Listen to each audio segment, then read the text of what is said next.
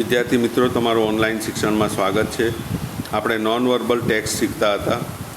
આપણે નવમું આવ્યા હતા તો નવમામાં વિટામિન આપેલા છે અને કયા ખોરાકમાંથી તે મળે છે તે આપેલું છે।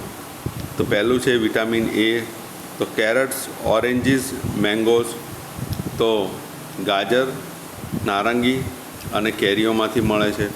વિટામિન સી આમલા, ઓરેન્જીસમાંથી મળે છે, એટલે કે ખાટી વસ્તુઓમાંથી મળે છે। વિટામિન ઈ મેંગોઝ, નટ્સ, આલમોન્ડ્સ, તો વિટામિન ઈ એ કેરીઓ, નટ્સ અને બદામોમાંથી મળે છે, કાજુ ને બદામોમાંથી મળે છે। પછી ચોથું છે બી, તો વિટામિન બી એ બનાનાઝ એટલે કે કેળા, મિલ્ક એટલે દૂધ, ફિશ એટલે માછલી, એગ્સ એટલે ઈંડા અને સ્પિનચ એટલે પાલકમાંથી મળે છે। પાંચમું છે ડી, મિલ્ક, એગ્સ, તો ડી એ વિટામિન ડી એ दूध અને ઈંડામાંથી મળે છે। તો which fruit gives us vitamin A, પહેલો પ્રશ્ન છે। તો carrot, oranges and mangoes gives us vitamin A. બીજું ખાલી જગ્યા છે, ખાલી જગ્યા ગિવ્સ અસ વિટામિન ડી, તો milk and eggs gives us vitamin D. Spinach contain vitamin C, true or false, તો પાલકમાં વિટામિન સી હોય છે, સાચું કે ખોટું, તો ફોલ્સ છે, ખોટું છે। ચોથું છે from where do we get vitamin E, તો આપણે ક્યાંથી વિટામિન ઈ મેળવીએ છીએ, તો મેંગોઝ, નટ્સ એન્ડ આલમન્ડ્સ, તો કેરીઓ, કાજુ અને બદામમાંથી મેળવીએ છીએ। પાંચમું bananas and spinach contains vitamin B are, આ ખાલી જગ્યાઓ પૂરવાની હતી એ પૂરી છે આપણે। Bananas and spinach contains vitamin B. હવે ટાઈમ ટેબલ આપેલું છે કે મંડે સોમવારના દિવસે પહેલો પીરિયડ મેથ્સનો છે, બીજો ઇંગ્લિશ, ત્રીજો સાયન્સ, ચોથો ગુજરાતી। ટ્યુઝડેમાં સોશિયલ સાયન્સ પહેલો છે, મેથ્સ પછી છે, સંસ્કૃત છે, સાયન્સ છે। વેનસડે ઇંગ્લિશ પહેલો છે, ગેમ્સ પછી છે, મેથ્સ અને સોશિયલ સાયન્સ છે। થર્સડે કોમ્પ્યુટર્સ, ઇંગ્લિશ, સાયન્સ અને મેથ્સ છે। ફ્રાઈડે ગુજરાતી, સાયન્સ, મેથ્સ અને સોશિયલ સાયન્સ છે। સેટરડેના દિવસે પીટી, મેથ્સ, ડ્રોઈંગ અને સાયન્સ છે। તેના ઉપરથી પ્રશ્નો આપ્યા છે કે what do the students learn in the third period on Wednesday, તો બુધવારે ત્રીજા પીરિયડમાં વિદ્યાર્થીઓ શું શીખે છે? The student learn maths in the third period on Wednesday, તો બુધવારે ત્રીજા પીરિયડમાં વિદ્યાર્થીઓ એ ગણિત શીખે છે। When do the student learn computers, વિદ્યાર્થીઓ કોમ્પ્યુટર્સ ક્યારે શીખે છે? તો the students learn computers on Thursday, તો ગુરુવારના દિવસે વિદ્યાર્થીઓ એ કોમ્પ્યુટર્સ શીખે છે। What do the student learn in the fourth period on Saturday, તો શનિવારે ચોથા પીરિયડમાં વિદ્યાર્થીઓ શું શીખે છે? The students learn science in the fourth period on Saturday. પછી ચોથું છે when will the students learn English on Monday, તો સોમવારે ઇંગ્લિશ વિદ્યાર્થીઓ ક્યારે શીખે છે? The students will learn English in second period on Monday. પછી પાંચમું છે when will the students learn social science on Thursday, તો ગુરુવારના વિદ્યાર્થીઓ ક્યારે સામાજિક વિજ્ઞાન શીખે છે? તો the students will learn social science in first period on Thursday. હવે અહીંયા સંવાદ છે, એ સંવાદ જોવાનો છે। અનુજ કહે છે what other facilities are there, ત્યાં બીજી કઈ સગવડો છે? Doctors we give free treatment to the poor people, અમે ગરીબ દર્દીઓને, ગરીબ લોકોને મુફ્ત સારવાર આપીએ છીએ। અનુજ કહે છે ધેટ્સ નાઇસ, તે સારું કહેવાય, but what about the cost of their treatment, પણ તેમની સારવારનો ખર્ચો કેટલો થાય છે? ડૉક્ટર કહે છે that's paid from our trust fund, તો એ અમારા ટ્રસ્ટના ફંડમાંથી ચૂકવવામાં આવે છે।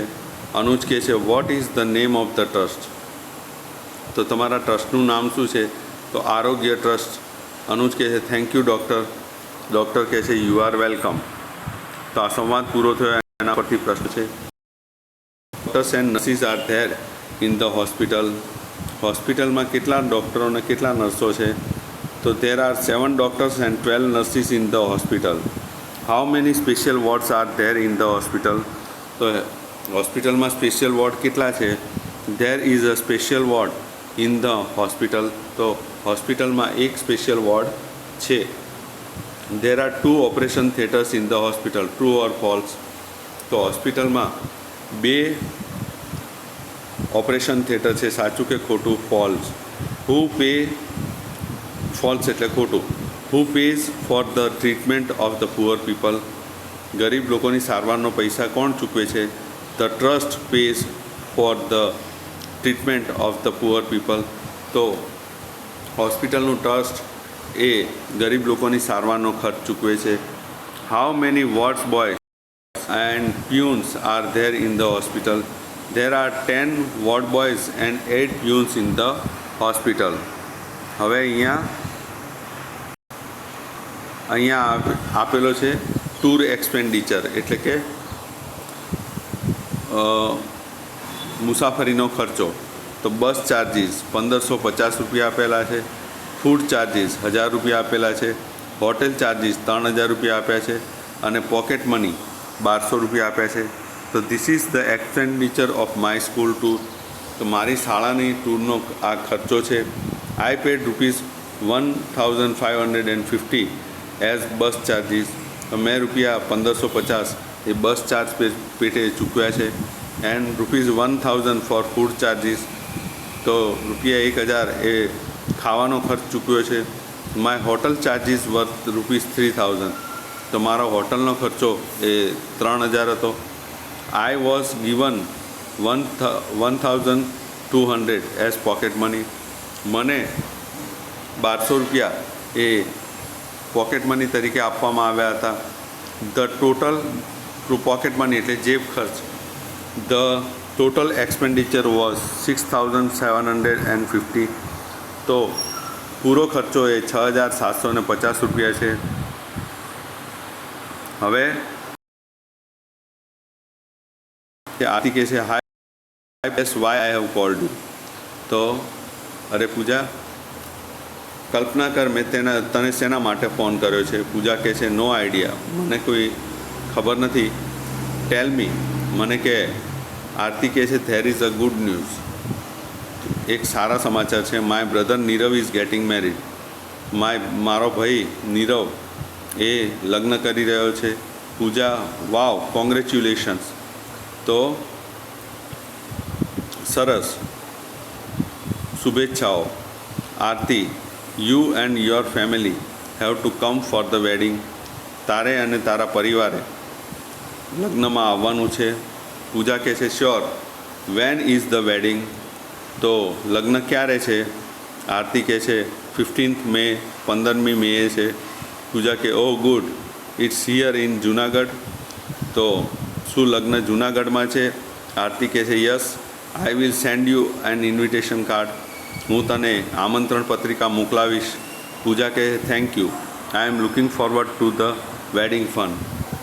એટલે હું આગળ લગ્નની મજાની રાહ જોઈ રહી છું. આરતી કહે છે યસ, સી યુ. તો હા જોઈએ, મળીએ. પૂજા કહે છે see you. Who is Nirav? Nirav is Aarti's brother. પહેલો પ્રશ્ન છે. બીજો પ્રશ્ન છે when is Nirav getting married? Nirav ક્યારે પરણી રહ્યો છે? Nirav is getting married on 15th May. Pooja family is not invited for the wedding or false? તો ફોલ્સ, આ વાક્ય ખોટું છે. I am looking forward to the wedding fun. Who said this word? તો આ શબ્દો કોણે કહ્યા છે? તો પૂજા સેડ ધીસ વર્ડ. પૂજાએ આ શબ્દો કહ્યા છે. Where is the wedding? The wedding is in Junagadh. તો લગ્ન એ જુનાગઢમાં છે.